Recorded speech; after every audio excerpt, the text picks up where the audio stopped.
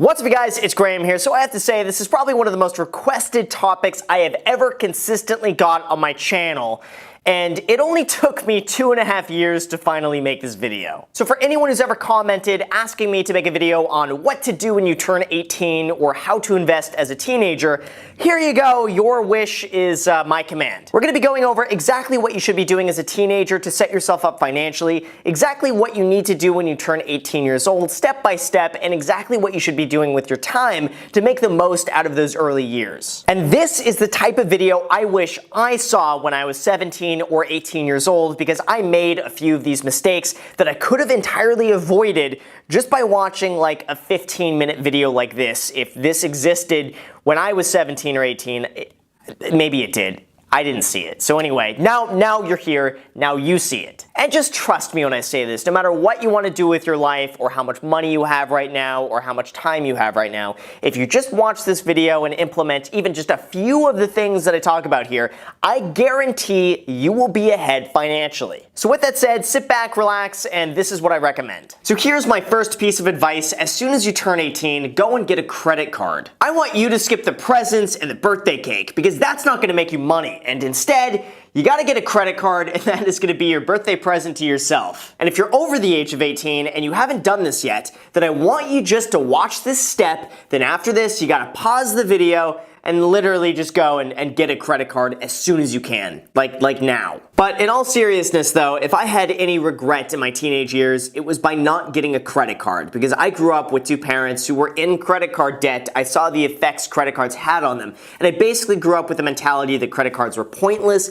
they were evil, and you should always pay with just a debit card or cash. You should never use credit. So I was pretty much like the teenage version of a Dave Ramsey. That was, by the way, until I wanted to invest in real estate when I was about 21 years old, and no bank wanted to give me a loan because I had absolutely zero credit history whatsoever. Here I was thinking, I am so cool for never needing a credit card and staying out of debt. Until I found out I couldn't get a mortgage because of that, and that was a very rude awakening. I just didn't understand that building your credit wasn't about being irresponsible with money, it wasn't about being in debt. It's simply about playing the system to your benefit by showing lenders that you could pay your bills on time and in full. And if you could go and do that successfully, then lenders will see that you could properly handle money, and because of that, they're more likely to lend you money to then go and invest with. And doing all of this, by the way, is very easy, and if you're just starting out, I highly recommend a credit card called the Discover It Secured Card. All you need to do is go to their website, type in your information, you're going to put down a small deposit, and they will give you back a credit line equivalent to that deposit. So if you put down $200 as a deposit, that is going to become your new credit line. This credit card is totally free, there's no annual fees, and you'll get cash back on every purchase, so pretty much every purchase you make now is 1 to 2% less expensive if you just charge it on the card. And all you need to do to build your credit is just spend a minimal amount on the card every month. Like put $20 on the card every month and then just go and pay it off in full before it's due, and just do that consistently. It's really just as simple as doing that. The entire process is going to take you maybe 15 minutes. So if you haven't done this already and you're over the age of 18, seriously, just trust me on this one. Pause the video, go and do this, and come back to it. I swear to you guys, it is going to help you tremendously in the future if you just start building your credit now. Now, secondly, assuming you don't already have one and you're over the age of 18 years old, go and open up now your own bank account. I think it's incredibly important that you have your own bank account that is solely in your name, that only you have access to. I think it's just the next logical part of being a financially responsible, independent adult. And I would say most importantly, go and open up a bank account without any ridiculous fees. Like there shouldn't be any account minimums or any ridiculous monthly maintenance fees or anything like this. Like spending $40 to order checks. I did that. I had to spend $40 to order checks, and let's just say I was not happy about that. So when it comes to this, here are a few of my own suggestions. The first one is an online bank. It's Ally Bank. It's one of my favorite online banks. They're completely free. There's no fees. There's no minimums. I have been incredibly happy with them. You could very easily open up an account with them online. Their savings account pays 1.9% in interest. You can have as many checking accounts as you want. They give you free checks, free debit card, free savings. Everything is free. I highly recommend them. Now, the only downside I could see with Ally Bank is that they're online. There's no physical branches that you can go and walk into. So I recommend, if you want a physical bank you can actually walk into with branches everywhere, I use Bank of America. And if you're under the age of 25 years old and a student, then everything you have with Bank of America is pretty much free. They waive all the fees. So there's really no downside, and you may as well just set up an account with them. Otherwise, if you're over the age of 25 years old and not a student, as long as you keep $1,500 in your account, they're going to waive all of the fees, so that's a way around it. And also, as a third option, you can look into a local credit union. Usually these have really great services, there's no fees, and an overall really good customer service. So if you have a good local bank, just go down there as soon as you turn 18 years old and open up an account with them. And like I said, just do me one favor. No monthly maintenance fees. Just make sure your bank account has no fees and I'm good. That makes me happy. And again, this step is really just about learning to manage money on your own by having your own bank account that you are fully responsible for, and that is one step closer to being a financially responsible adult and smashing the like button. Now, third, as soon as you can, once you're over the age of 18, go and sign up for a Roth IRA. Again, this is another one of those things that I should have done when I was 18 years old, but back then I had no idea what a Roth IRA was. I had no idea how it worked, and how was I supposed to know I should have done this? It wasn't until a few years later that I was on Reddit and someone suggested I get one. I was like, wait a second. Why haven't I done this sooner? This is awesome. I'm gonna go and set one up. And if you're not familiar with what a Roth IRA is, all it is a retirement account that lets you contribute what's called post-tax money. That just means that you've already paid taxes on the money you contribute to that account, and then after the age of 59 and a half, all of the profit that you've made within the Roth IRA is yours to keep completely tax-free. Now, this account is really good to start as a teenager, or really as young as you possibly can, for two main reasons. The first reason is that chances are you're not making a lot of money right now, and chances are because of that, you're not paying a lot in taxes. That's really the perfect time to invest within a Roth IRA, because right now you're not losing a lot of money to taxes like you would later in life when you're potentially in a higher tax bracket. Now, second, when you're young, you also have the power of compound interest. This is where your money makes you more money, that then makes you more money, that then makes you more money. It's kind of like a snowball rolling down a hill, and as it continues rolling, it starts getting bigger and bigger and bigger and bigger. That's compound interest. Like, let's just take this example. Let's just say that you invest $5,000 at the age of 30 at an 8% return. That means at the age of 60, that $5,000 will have turned into just over $50,000. But on the other hand, if you invested that same $5,000 at the age of 18 instead of at the age of 30, by the time you're 60, that $5,000 will have turned into more than $126,000.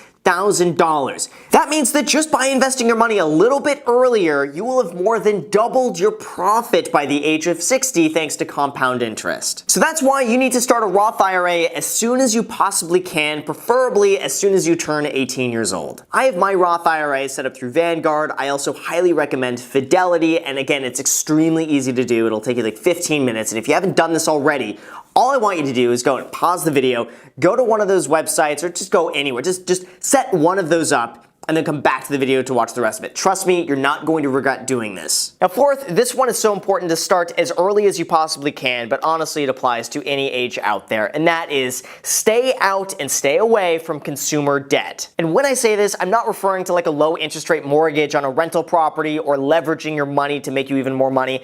I'm talking about like high interest rate credit card debt, a high interest rate personal loan, a high interest like auto loan, or any other consumer type of debt that has really no purpose to make you more money other than just to make your life awful. I really believe for anything other than a business, real estate, or investment, if you cannot afford to buy something outright, then don't buy it and don't finance it. It's so important to stay out of debt like this and get in the habit of never buying things you can't afford outright unless, like I said, a business, investment, or real estate. Instead, the responsible way to handle purchases like this is to only buy things that you could afford to pay off in full, but instead you put it on a credit card so you get the points, and then you pay off the credit card in full by the time it's due. That way you stay out of debt, and at the same time you can continue building up your credit history, so it's a win-win. Debt is really one of those things where if used incorrectly can absolutely destroy your life, especially at a young age where you should really be prioritizing saving and investing.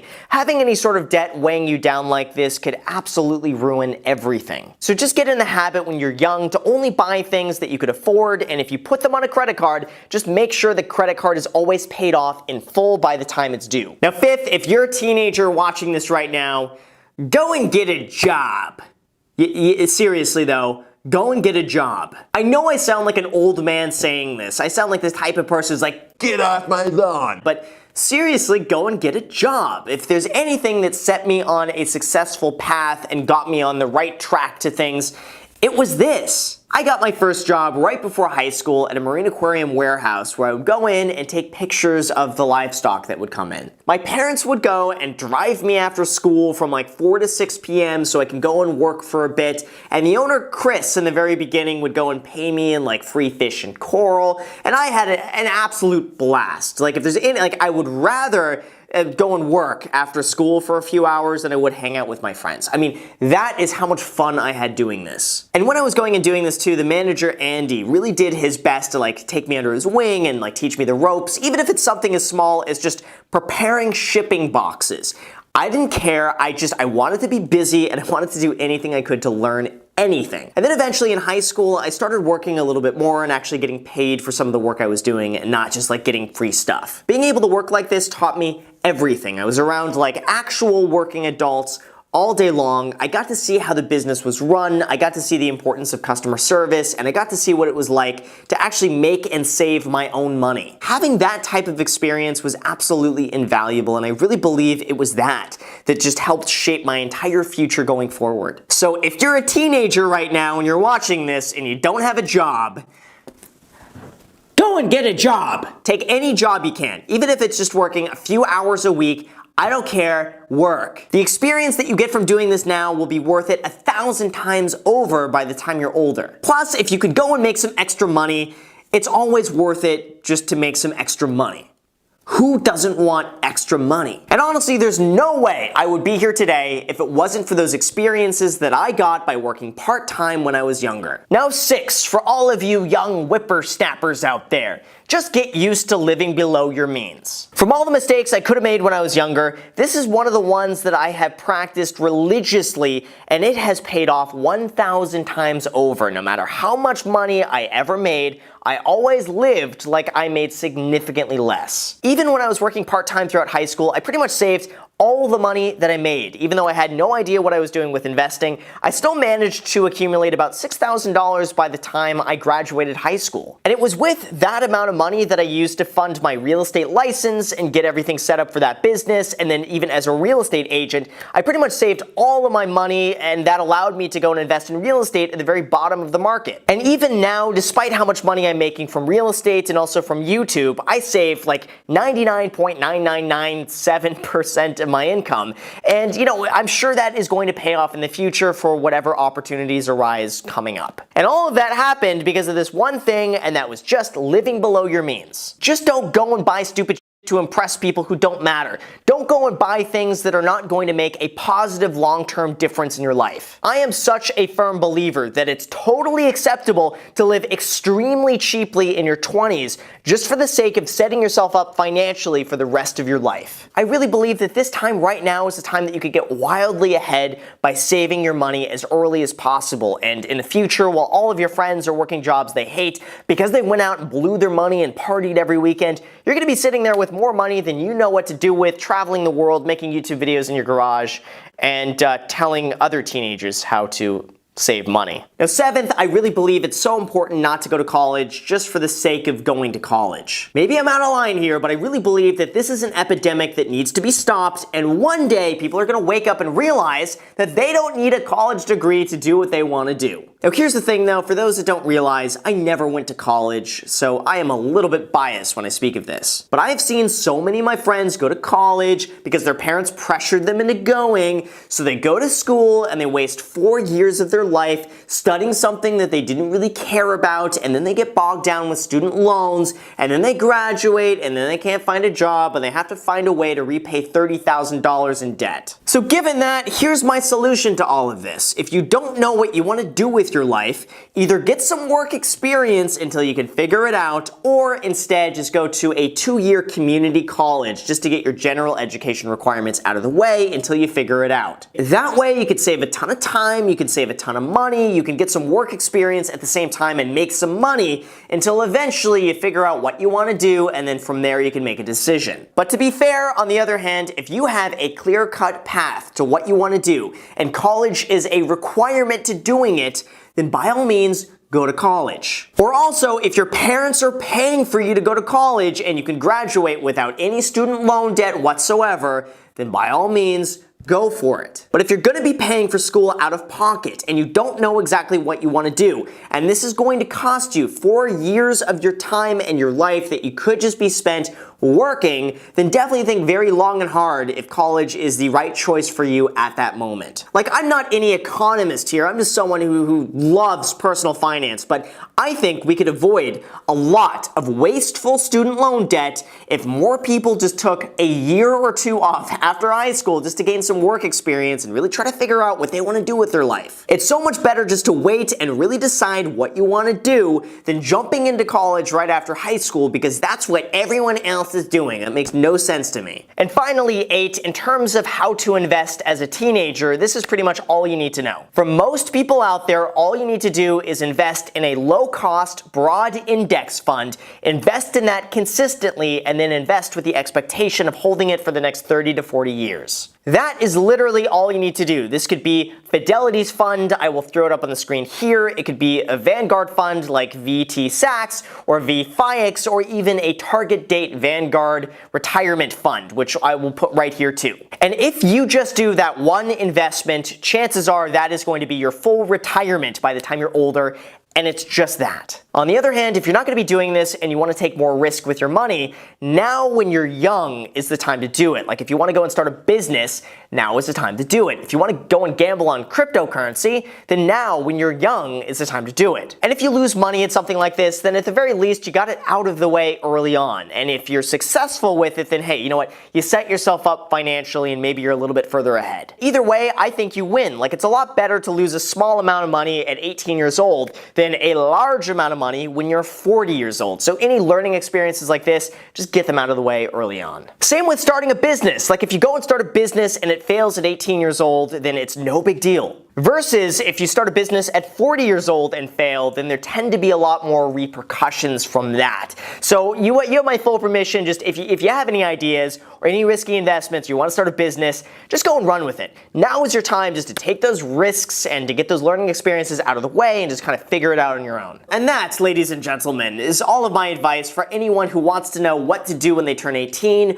or anything that they could do as a teenager to set themselves up financially. And just trust me when I say this, but I have learned all of these through trial and error, and you could avoid all my mistakes just by implementing these things that I have just messed up on or not figured out sooner. So please promise me that my mistakes are not made in vain. Please learn from them so that way my mistakes are at least made with a good purpose behind them and you can learn from them. Like, all of this advice is totally free. I'm not trying to sell you anything with this. There's no ulterior motive other than to tell you to smash the like button if you haven't done that already for the YouTube algorithm. But really though, besides that, it's free advice, so go ahead and listen to it, and I promise you will come out ahead financially. So with that said, you guys, thank you so much for watching. If you haven't already subscribed, make sure to subscribe. I post 3 videos a week, Monday, Wednesday, Friday, so if you want to be a part of it, hit the subscribe button and hit the notification bell so YouTube notifies you anytime I post a video. Also, feel free to add me on Instagram. I just posted a video of my dad reacting to a Tesla Model X going 0 to 60, so if you want to see that, go over to my Instagram. The full video is on there. Also, feel free to add me on my second channel. It's called The Graham Stephan Show. I post there every single day. I don't post here. So if you want to be a part of it over there and see me every single day, then go and do that. Thank you again for watching, and until next time.